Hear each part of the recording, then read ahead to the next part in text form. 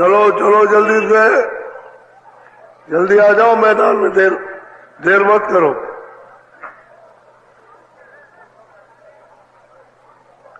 चलो चलो समय होने वाला है।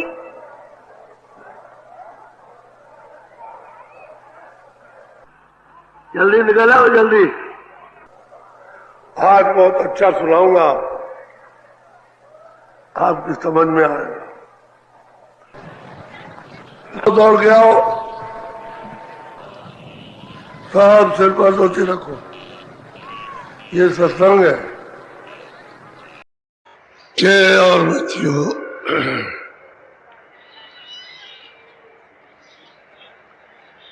ये संदेश जो दिया जा रहा,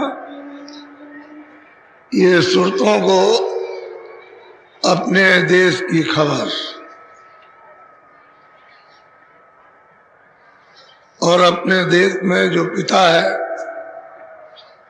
उसका संदेश सुनाया जा रहा है। और जो लोग चाहेंगे कि हम अपने देश में पहुंचे और पहुंचकर अपने अनाथ पिता का दर्शन करें, उनको तो मिल जाएगा रास्ता, तो चल पड़ो। ये सनातन संदेश है। जिस रास्ते से सुरतें जीवात्माएं उतार करके ये अनेकों ब्रह्मांडों में होकर के लाई गई हैं, उनका ये संदेश दिया जा रहा कि किस किस तरह से उतारी गई, उतार करके यहाँ लाकर इस मनुष्य शरीर में कहाँ बैठा दिया, और किस तरह से हम उनसे अलग थलग जुदा हो गए, यानी बिछुड़ गए। अब कैसे वापस जाओगे, उसका ये संदेश सनातन आज का नहीं है कि मैं कोई बना के ले आया, सनातन है और सबका है। ये जितने भी जीवात्माएं सुरतें आई है उन सबका, और जिन्होंने हमको ले करके यहाँ फंसाया उनका भी वही रास्ता, लेकिन वो ऊंची मंजिल पर बैठे हैं तो उनका वहां से वापस जाने का। और आप यहाँ हो तो यहाँ से जब वहां पहुंचोगे तो वहां देखोगे कि तो ये बैठे और निकल जाओगे आप आगे, और नीचे रह जाएंगे, अपने स्थान पर विराजमान है। तो मालिक ने सनातन रास्ता रखा, और जब सुरतें उतारी गई तो संत यानी ज्ञान संत बोध मालिक का उसके साथ ही उतार दिया, और वो हमेशा यहाँ रहते हैं, रहेंगे, लेकिन वो किसी को कुछ बताएंगे नहीं, उनको कोई नहीं पहचान सकता। लेकिन ये सब सूचनाएं मालिक के दरबार में वो पहुंचाते रहते हैं कि किस तरह से जीव यहाँ फंसाए गए, ये सब उनको संदेशा दिया जाता है, और कैसे कैसे रो रहे और विलाप कर रहे, उनकी कोई सुनवाई नहीं। ये गोपनीय सब समाचार संत देते रहते हैं, जो साथी साथ आए थे, अब भी दे रहे हैं, आगे भी दे, और जब तक यहाँ सुनते रहेंगी तब तक वो रहेंगे। वो बता नहीं सकते कोई, उनका अंदरूनी सब काम रहता। अब जो जार में भेजे गए वो आपको रास्ता बताएंगे, जो प्रगट में रास्ता दिखाने के लिए, बताने के लिए, मदद करने के लिए, सहायता परिचय देने के लिए वो बताएंगे रास्ता। वो जो भेजे गए उनका काम है। गुप्त संतों का ये काम नहीं, प्रगट संतों का है। तो सनातन रास्ता है। आप ऐसा मत सोचिए ये कोई बीच में बना लिया गया, सनातन है। अब आप उसको भूल जाओ पुराने रास्ते को और अपना नया खड़ा कर लो तो भटक गए। तो नया बनाए रहो उसमें, वो आपका रास्ता तो है नहीं कि जीवात्मा उधर चली जाएगी। ये तो इंद्रियों के भोगों के रास्ते। तो भोग भोगते रहो, चलते रहो, देखते रहो, भोगते रहो, रोते रहो, जलमते रहो, मरते रहो, बस ये रास्ता नहीं। जीव को जन्म मरण से छुड़ाने के लिए कोई रास्ता नहीं है। तो सनातन रास्ता है, तो आप भूलिए, भटकिए नहीं। कल आपको ये बताया कि वो मालिक जो सबका एक इशारा किया था, इशारे की बात है। ये महाशंख योजन, एक योजन की लंबाई 4 कोस। तो महाशंख योजन, ऊपर चले जाओ कुछ पता नहीं, और उतना ही नीचे चले जाओ कुछ नहीं मालूम होगा, और उतना ही ऐसे चले जाइए, ऐसे चले जाइए, कुछ पता नहीं चलेगा। ये आपको इशारा बता रहा हूं, संकेत। इतना बड़ा देश है आप, उसी को कहते हैं अथाह सागर, उसकी कोई था नहीं, ना किसी ने लगा पाई और ना कोई लगा सकता है। अभी तक तो किसी ने कहा नहीं कि मैंने था लगा। हमने कहा बेइंतहा है, बेअपार है, उसका कोई पार होगा। अब जब महाशंख योजन, तुम तो मीलों की बात करते हो, वहां कोसों की बात की जा रही। महाशंख योजन ऊपर चले जाओ, कुछ पता नहीं और कितना होगा। नीचे चले जाइए कितना होगा। तो ये मैं आपको इशारा बता, ऐसा इन सुरतों का जो मनुष्यरूपी मंदिर में दोनों आंखों के मध्य में बैठी हुई है, और सब जीव जंतुओं के दोनों आंखों के बीच में छोटा सा छोटा कीड़ा हो, जानवर हो, पंछी हो, एक आंख इधर, एक इधर, एक आंख इधर, एक कान इधर, सब में हो, सब में छोटा सा जो देखने में नहीं आता है। आले में लगाइए, उसमें भी 2 आंखें, 2 कान, 2 नासा, सब में ऐसे उसने रखा कि बस फर्क इतना रखा है कि उसमें साधना नहीं हो सकती। पशु पंछी में, कीड़े मकोड़ों में साधना नहीं हो सकती, क्योंकि तत्वों की कमी है, उसमें पूरे तत्व नहीं है। और मनुष्य शरीर में 5 तत्व पूरे हैं, इसलिए ये साधना का धाम है। एक तत्व की कमी हो जाए तो मनुष्य पागल हो जाएगा, फिर मनुष्यता की बुद्धि नहीं, उसे बोध नहीं जाएगा। ठीक मतलब, लेकिन बैठने की जगह एक ही है, चाहे वो साधन नहीं कर सकता, 2 ही तत्व है, एक ही तत्व है, लेकिन ऐसी जगह तुरंत को बैठाया कि उसमें कुछ परिवर्तन नहीं। उसमें तो 2 आंख, 2 कान, 2 नाक, सब में। तो इसलिए आपको अधिकार दिया गया, और मृत्यु लोक में सबसे श्रेष्ठ और ऊंचा मनुष्य शरीर है। वैसे ये भी 84 में है, लेकिन 84 की आखिरी ये अंतिम योनि है, इसमें जा सकते हो आप।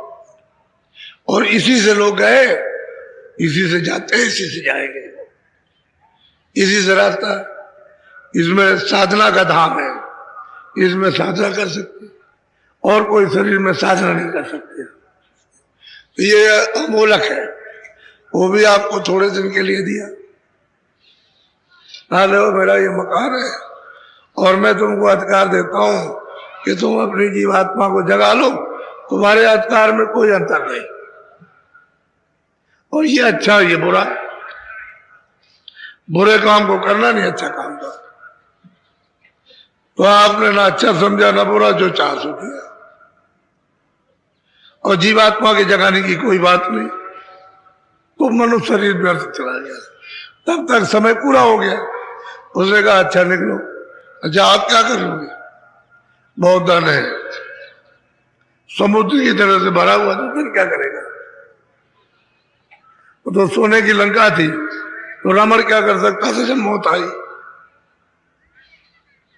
जब उसने कहा निकलो हमारे मकान से, तो वो क्या कर सकता है?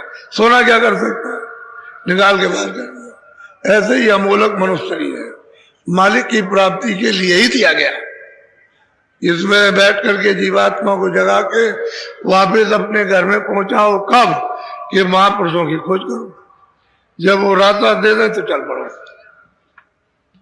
रास्ता मिल जाए चलने का तो बस फिर चलो तेजी के साथ में। ये काम आपको करना है। जब घाट पर आ जाओगे तो बस एकदम जाग जाओगे। और घाट तुम्हारे पास है, कोई बहुत दूर नहीं है कि लाखों और करोड़ों को तुम्हारे सामने घाट है। उलट के घाट पे बैठो, जाग जाओ और चल पड़ो अपने घर की तरफ। लेकिन महापुरुष मिलना चाहिए, उनके बगैर ये काम नहीं हो सकता। तो कल आपको बताया था कि प्रदेश है, अपना देश नहीं है, इसलिए आप यहाँ नहीं ले सकते। चाहे जितना इंतजाम करो, नहीं कोई चीज नहीं ले जा सकते। वो कोई चीज नहीं ले जाने देगा और ना किसी को ले जाने दिया। सबका साथ सामान रखवा लिया और पहचान जो कुछ भी है, सुनना और बोलना और समझना, वो भी रखवा लिया। और भेजा कब? जब पागल बना दिया और पागल हो गए वो, और एक धक्का मारा, धड़ाक से गिरा। इसलिए मनुष्य शरीर ये अमूलक है, इससे बुरे काम करना तो बंद करो और कोई अच्छा काम हो जाए तो कर लो। साथ ही साथ अपनी जीवात्मा को जगाओ, घर की तरफ प्रस्थान करो, चलो महात्मा से मदद ले लो, महापुरुषों से कि हमको मदद दे दीजिए, सहायता दे दीजिए, कुछ दया कर दीजिए, कुछ कृपा कर दीजिए। ये तो मांगना चाहिए, मदद मिल जाएगा उससे। फिर चलो चलो, बिना मदद के नहीं हो सकता, ऐसे नहीं होगा। तो आपने कल सुना, ये सब संकेत आपको दिए जा रहे। अब थोड़ा सा जब साधक साधना करते हैं और जब देखने लगते हैं, सुनने लगते हैं, तो रास्ते में विघ्न बाधा, यानी कितने कितने विघ्न बाधाएं आती हैं। जब उसकी आंख खुलती है, कान खुलते हैं और बगैर गुरु के चलते हैं, तो बाधाएं कितनी हैं। छोटी मोटी बाधाएं नहीं होती। एक रिद्धि सिद्धि बाहर से कुछ प्राप्त करो तो कितनी बाधाएं खड़ी हो जाती है। इस सर से रिद्धि और सिद्धियां गिरा देती है। बात वो तो समझ नहीं पाता, बस गिर गया, वो तो खत्म हो गया। तो भटकाने के लिए, बहकाने के लिए, उधर न जाने देने के लिए बड़े बड़े विघ्न, लेकिन जब महापुरुष मिल जाए तो वो विघ्न नहीं होता। उनके साथ चले जाओ। आपने देखा होगा कोई बड़ा अधिकारी आए तो आप उसके पीछे पीछे हो जाइए और कोई नहीं बोलेगा। क्या सोचेंगे, ये तो इनका आदमी है, पीछे पीछे चला जा रहा, तो पीछे पीछे चले जाइए, कोई नहीं बोलेगा।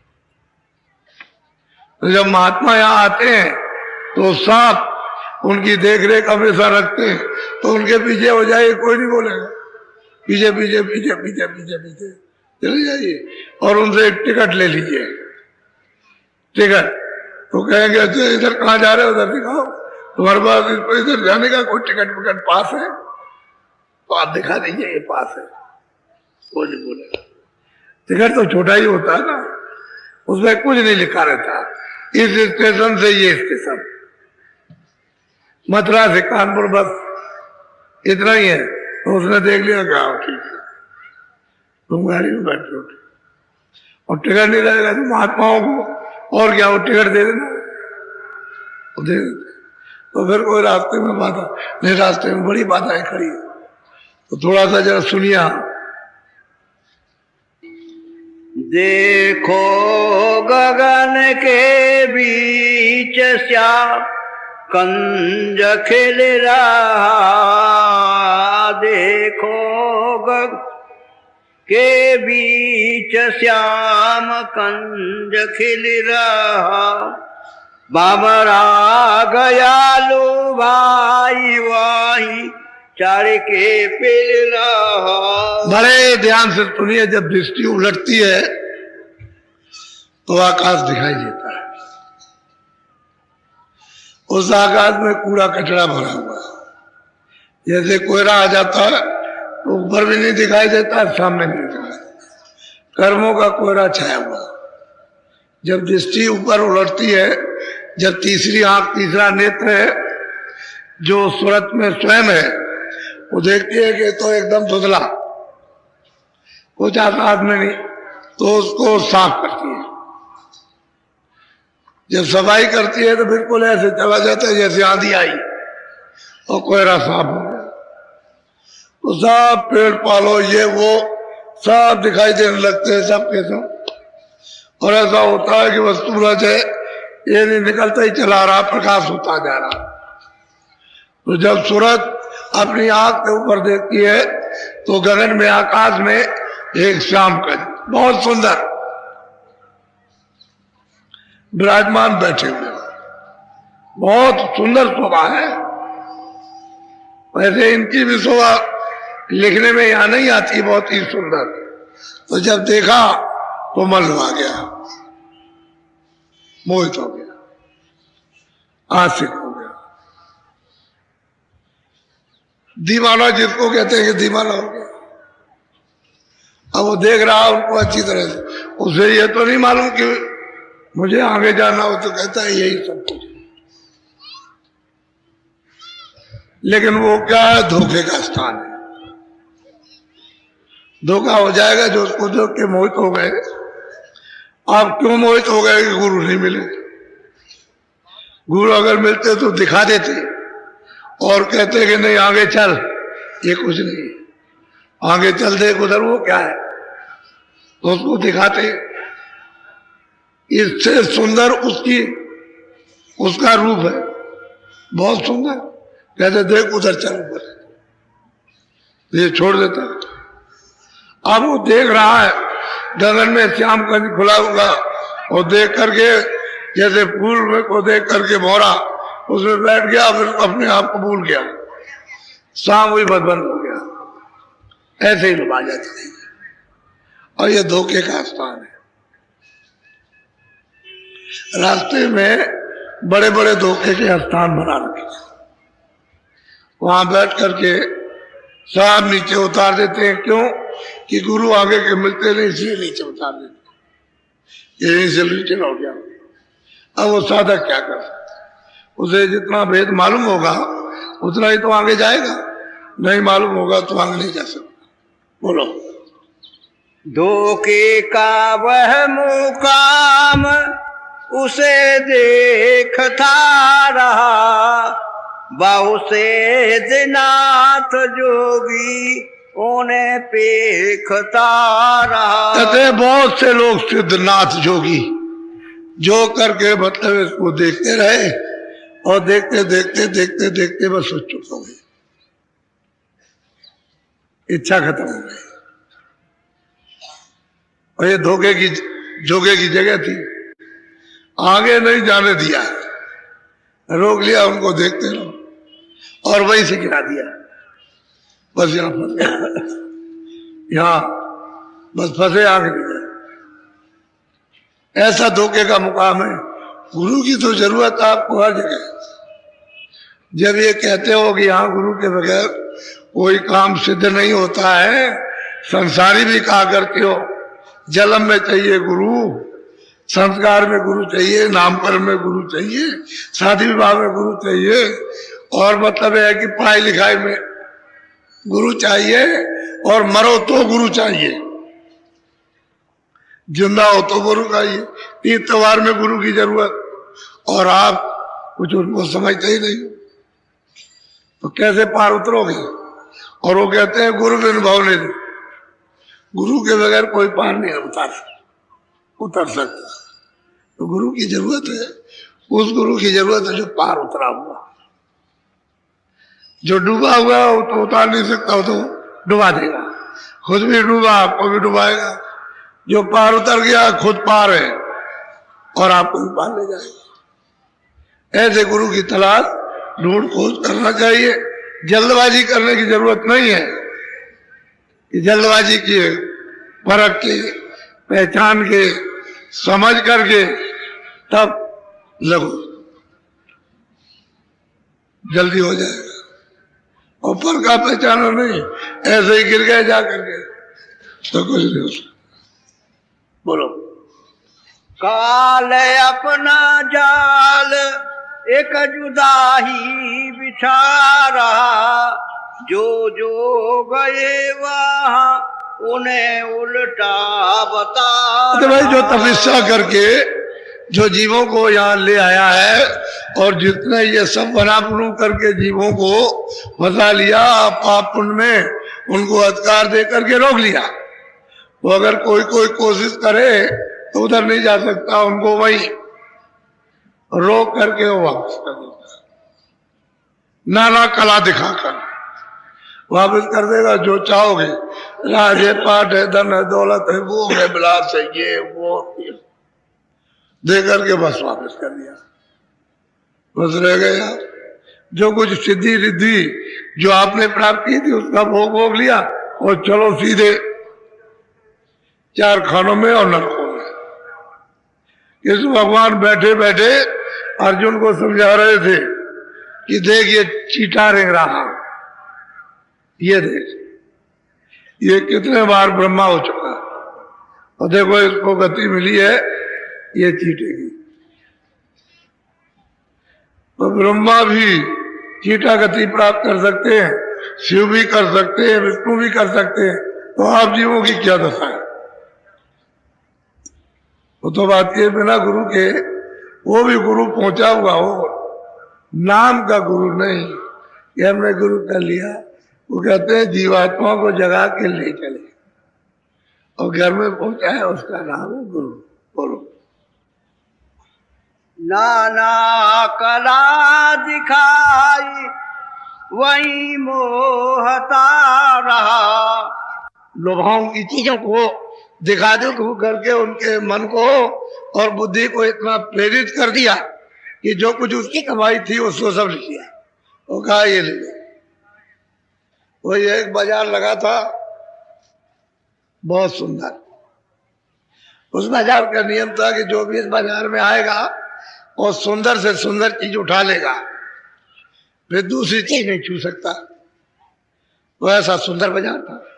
लोग तमाम देखने के लिए दौड़ पड़े, ये बहुत अच्छी है उसी को ले लिया, ये उससे भी अच्छी उसको लिया, ये उससे भी अच्छी। लोग एक एक चीज हाथ में लिए, दूसरे नहीं छू सकते और देख रहे ये इससे अच्छी है, इससे अच्छी ये, इससे अच्छी है, अरे हमको ये लेना चाहिए था, ये क्या है? तो कुछ नहीं है।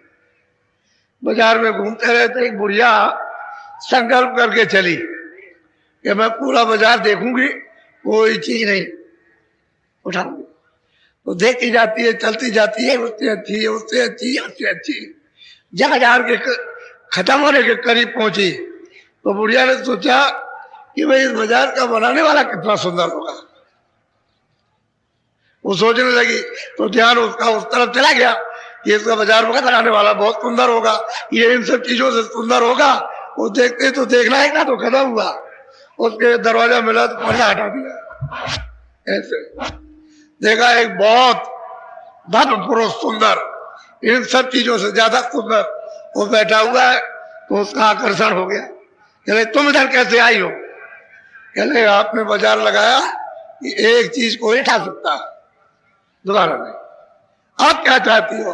कहले बाजार लगाने वाले कोई पाले, हमको और कुछ नहीं चाहिए, आप चाहिए। तो कहने का मतलब यह है कि नाना चीजें और नाना कलाएं और नाना इच्छाएं जगाकर जो कुछ भी कमाई की थी उसको सब ले लिया और उससे छोटी चीज पकड़ा दी, बस यहां करके गिर गया, रह गया, वैसे आगे नहीं जा सका।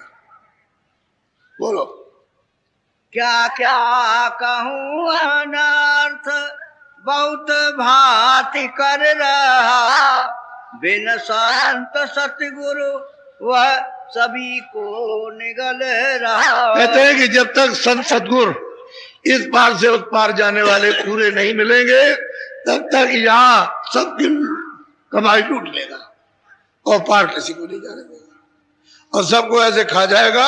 और खाना ही है, जब मृत्यु के गाल में चले गए तो रोज हार है, रोज का हार, रोज जा रहे, दुनिया जा रही के जा रहे, वो जा रहे, बाप दादे चले गए, वो चले गए, वो चले गए, ये बच्चे जा रहे, बच्ची जा रही, पुरुष ये सब चले जा लिखिला, और आप तो हमने देख रहे हो और संस्कार कर रहे हो और अपने को नहीं समझते हो कि मेरी भी बारी आने वाली। सोचना चाहिए कुछ ना। कहते हैं सबकी कमाई, और जो कमाई नहीं करते ये तो कमाई वालों की बात है, और आप तो कुछ कमाई करते नहीं, तो आपका क्या हाल होगा? सबकी कमाई को झाड़ लिया और सब ले लिया और छोटी चीज पकड़ा करके और भगा दिया, बस फंस गए, उधर नहीं जा सकते। तो कहते हैं कि सतगुरु संत सतगुरु बिना पार नहीं कोई जा सकता, वो जाने नहीं देगा, सबके लिए रास्ता बंद कर रखा। और गोस्वामी जी महाराज रामायण में ये कहते हैं कि मैंने अपनी आंखों को बंद किया तो जब आंखें बंद हुई तो मेरी आंख खुली तो मैंने देखा कि कौशलाधीश बैठे हुए, यही श्याम सुंदर, ये वहां गगन में बैठे हुए विराजमान है, इनका बहुत बड़ा सिंहासन और बहुत बड़ा ये महल है, उसको मंदिर कहो महल कहो, उसमें बैठे हुए। तो कहते हैं मोह विलो, मैंने इनको देखा, इन्होंने मुझको देखा, तो हंस पड़े, प्रसन्न हो गए। जैसे वो प्रसन्न हुए हंस पड़े, वैसे गोस्वामी जी महाराज उनके अंदर चले गए उस पार। मोह विलोक राम मुस्काई बेसत तुरंत गयो मुखमाई, उधर माज सुन अंडा जराया। कहते उधर देखता हूं कि ये अंड की क्या रचना है और पिंड की क्या रचना है, ये उधर सब जगह पर देख रहे हो। जो स्वर्ग और वैकुंठ में जो रचना, उसको उन्होंने अपनी आंखों से देखा, उधर इस पार से उस पार निकल गए, तब दिखाई देता है, नहीं तो ये सब की बैठकर कमाई खोज लेते हैं और मुंह बंद किए रहते हैं, उधर नहीं जाने देते किसी को। वो तो बगैर संतों के नहीं हो सकता, कोई पार नहीं जा सकता, ऐसा इन्होंने अपना हिसाब बना रखा। बोलो आगे न कोई जाई इसी में भुला रहा। कहते हैं कोई आगे नहीं जा सकता है, ले ये इसको लो, इसको लो, नाला कला नाला लुभावनी चीजें दिखाकर बस इसको यही, आगे कोई नहीं जा सकता, वो जाने नहीं देगा। अब संत सतगुरु की जरूरत है, जो उधर आते और जाते हो वो अगर मिल जाए तब तो पार हो जाओगे, ऐसे नहीं जा सकते। बोलो माया का झूला डाले मुनिन को झूलार। और कहते हैं माया वहां पर विराजमान बैठी हुई है, इतना बड़ा माया का लोक है कि उसके सामने स्वर्ग वैकुंठ क्या चीज है, स्वर्ग वैकुंठ कुछ नहीं, तो उसके सामने, अरे इससे मतलब है मृत्युलोक से तो स्वर्ग, स्वर्ग से बड़ा वैकुंठ और वैकुंठ से बड़ा, इन सबसे बड़ा तो वो मतलब शक्ति लोक है। तो कहते हैं सब जुड़ा डाल रखा, कोई नहीं जा सके, ऐसी मोहिनी मोहिनी है। तुम यहाँ किसी को देखते हो मोहित हो जाते हो, ऐसी मोहिनी मोहिनी मूर्ति, कहते हैं कोई पार नहीं जा सकता। वो तो गुरु है जो किनारे लगा दे, बाकी कोई साधक नहीं जा सकता, उसकी कोई हस्ती नहीं उड़ा जा सकती। बोलो द्वारे के पार काऊ को जाने न दे रहा, फिर भेदवा के पार का सब ही ढका। कहते हैं कि जब किसी को उस पार नहीं जाने देता है तो उस पार का भेद तो सब ढक गया, सब लुप्त हो गया। क्योंकि जितने भी लोग आए उधर किसी को नहीं जाने दिया, सब लोग वो ढक गया बिल्कुल। आप कहते हो नहीं कुछ नहीं, कुछ नहीं है, कुछ नहीं है, लेकिन उसमें ये तो लिखा है कि हमने देखा तो नहीं है, ना इतनी और कुछ है, ये हमको नहीं मालूम उधर क्या है, लेकिन ये संकेत हमको मिलता है कि उधर है और कुछ है, हमने देखा नहीं है। तो वो सब का सब रास्ता सब ढक दिया, लोभ हो गया। अब बताने वाला जब तक कोई नहीं मिले तब तक इस पार से उस पार कौन बताएगा? जो उधर जाता आता होगा वो बताएगा चलो यहां तक, यहां से फिर आगे चलो, आगे से फिर आगे चलो, वो बताता जाएगा, दिखाता जाएगा, तब ये सूरत ये जीव पार हो सकता है। दरवाजा तुम्हारे पास है सब पे, इधर दोनों आंखों के ये बीचों बीच में सूरत बैठी है और सामने दरवाजा। अब वो दरवाजा उस पर आप जाते नहीं, कोई बताने वाला नहीं मिलता कि यहां बैठ जाओ, तो तुम जाग जाओ और जाग करके वहां से देखना शुरू कर दो, उधर कोई जाता नहीं, किसी को मालूम नहीं। बोलो क्या शेष क्या महेश सभी हार कर रहा, बिन संत उसके पार कोई भी न जा रहा। कहते हैं कोई भी उधर नहीं जा रहा उसके पार, सब कोई इधर उल्टा रास्ता बता दिया, सब घूमे। भाई यही उनकी कमाई है, लूट ली और फिर जैसे कि तैसे हो गए, फिर वो 84 नरकों में चले जाते हैं। आप ये समझते हो गए पार चले जाएंगे, हो पार कहाँ जा सकते, कौन किसको जाने देगा? महापुरुषों की जरूरत, और महापुरुष उस समय पर थे नहीं, ये तो अभी अरसे 700 वर्ष के अंदर आए, तब रास्ता ये जारी किया, जीवों को बताया, जीवों को ले चले, नहीं इसके पहले थे ही नहीं, रास्ता ही नहीं खुला था, कैसे जीव जाते बेचारे। अब धीरे धीरे धीरे धीरे जब रास्ता खोल दिया और लोग यहाँ से जाने आने लगे, तब आपको प्रमाण मिले कि उन्होंने भी कहा प्राप्त किया, उन्होंने भी प्राप्त किया, उन्होंने भी प्राप्त किया, उन्होंने भी किया। नहीं कहते हो किसने प्राप्त किया? वो तो तुम्हारे सामने ही कह रहे हैं कि मोह विलोक राम मुस्काई, मैंने उसको पाया, उसको कहते हैं ब्रह्म को मैंने पाया। गोस्वामी जी कहते हैं मैंने पार ब्रह्म को पाया, वो तो स्पष्ट कहते हैं, साफ ही साफ। और आप कहते हो किसने प्राप्त किया? और पढ़ने वालों को कुछ नहीं मिला। ये पढ़ने लिखने से नहीं आता है, ये तो करने का काम है। महापुरुषों की कृपा और दया होनी चाहिए, उसके बगैर नहीं होता। बोलो सो भेद सत्य गुरु सभी को सुना रहा, जिस पर है मेहर उनकी वह प्रतीत ला। कहते हैं कि वो जब संत सतगुरु आते हैं तो इस पार का उस पार का सब भेद देते हैं, सब सुनाते हैं, और जिन जिन को उनका विश्वास प्रेम प्रतीत जब हो जाती है, उनसे विश्वास हो जाता है, तो फिर ले जाते हैं, कोई कुछ नहीं कर सकता। फिर लेकिन प्रतीत प्रेम प्रतीत आत्मविश्वास ये तो करना चाहिए, इसी के लिए तो खोज लगती है कि खोजते खोजते जब मिलेंगे और जब मिल जाएंगे तो हमारा प्रेम विश्वास प्रतीत ये सब जब हम उनका सत्संग सुनेंगे तो हमको रास्ता मिल जाएगा, कृपा और दया हो जाएगी। दया का जब सहारा होगा तो चल देंगे, तो आप उनकी खोज तो करते नहीं, कभी इच्छा ही नहीं होती है कि चलो भाई जब चलें किसी के पास और कुछ चल के कुछ ले लें, बस संसारी चीजों को लेने के लिए तो संसार को तो दे ही रहा, जाओ वहां नीचे, ये धन दौलत स्त्री बच्चे कुटुंब परिवार ये सब ले लो और चलो नरकों में, सीधे 84 जाओ, ऐसे ही भेज रहा था। और अंदर से पता चलता है देखने से कि जीव जो है खानों में कैसे जाते हैं, कैसे डाले जाते हैं, कैसे हिसाब होता है। ये जब दीप्ति खुलती है तो ये सब जानकारी प्राप्त होती है, ये जीव क्या कहाँ इनकी है, कहाँ इनका हिसाब दफ्तर कहाँ है, हिसाब कहाँ पर होता है। वहां ऐसा नहीं कोई हिंदू मुसलमान और सिख ईसाई का कोई मतभेद हो, वो 2 सूरतें उधर गई, हिसाब हुआ, फौरन नीचे भेज दी, खानों में उतार दी। अब तुम कहते रहो स्वर्ग मिल गया या बैकुंठ मिल गया है, बैस्त मिल गया, आपके कहने से हो जाएगा? आपने देखा? यहाँ ऐसे ही चिल्लाते हो, कहावत बना रखी है कि स्वर्गवास हो गया, स्वर्गवास हो गया और वैकुंठवास हो गया। लेकिन तुमने देखा कि स्वर्ग में है? बोलो।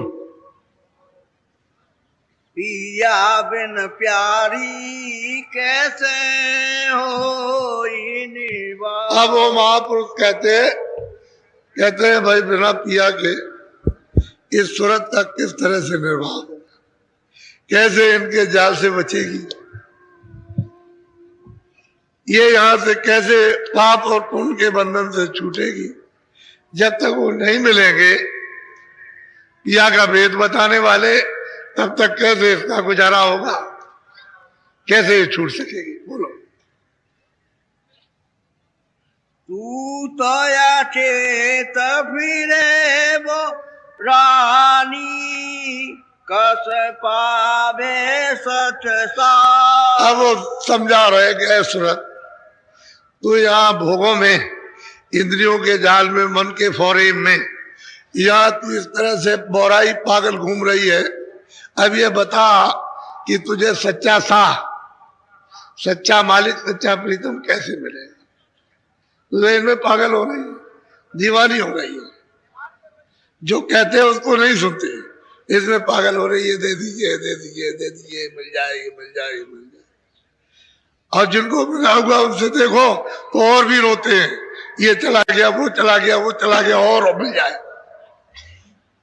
अरे क्या करोगे? गठरी बांधकर जितना तुम्हारे भाग का उतना रोज मिला, और कल ही समय पूरा हो जाए तो चलो यहां से, तो क्या कुछ लेके जाओगे?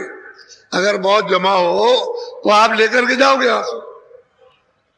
अगर आपको ले जाने का कोई उपाय होता तो आप बाल बच्चों को सबको साथ ले जाते, खेती दुकान सब उठा ले जाते।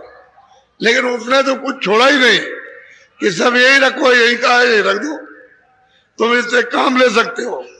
और ये भी यही कहा है, इसके लिए इससे काम लो, इसके मरम्मत मलहम पट्टी करो, इसमें जो जीवात्मा फंसी हुई है, जो दोनों आंखों के पीछे, इसको छुड़ा लो।